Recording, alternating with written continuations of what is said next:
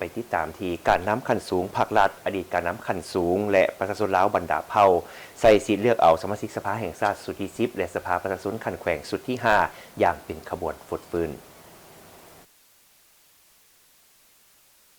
บัตรเลือกตั้งสมาชิกสภาแห่งชาติสุดที่10และสมาชิกสภาประชาชนขั้นแขวงสุดที่5ได้จัดขึ้นพร้อมกันในขอบเขตทั่วประเทศวันที่22กุมภาพันธ์2026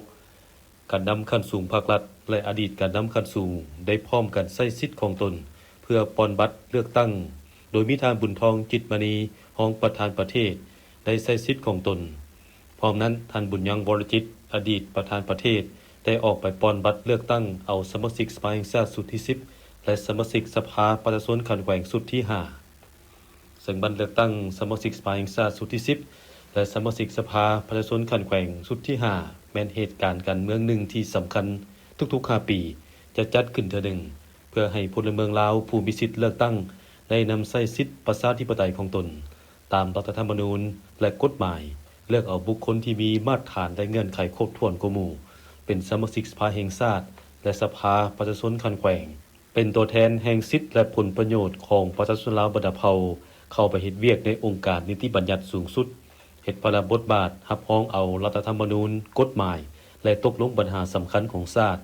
ทั้งเป็นการแสดงถึงความสามัคคีปรองดองในการปกปักรักษาและสร้างสาพัฒนาประเทศชาติถือเป็นบาทก้าวสำคัญในการปรับปรุงอำนาจรัฐให้มีความเข้มแข็งและตอบสนองตามความมุ่งมา่ปรารถนาของประชาชนอย่างแท้จริงภายหลังการเลือกตั้งสมาชิกสภาแห่งชาติและสมาชิกสภาประชาชนแขวงแล้วก็จะได้ไขกองประชุมครั้งปฐมฤกษ์ของสภาแห่งชาติสุดที่10อย่างเป็นทางการเพื่อพิจารณา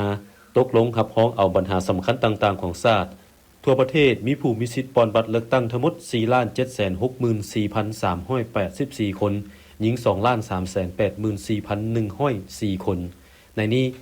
มีผู้มีสิทธิ์เลือกตั้งอยู่ต่างประเทศที่สามารถใช้สิทธิ์ปอนบัตรเลือกตั้งตัวจริงมี 23,378 คนหญิง 7,828 คน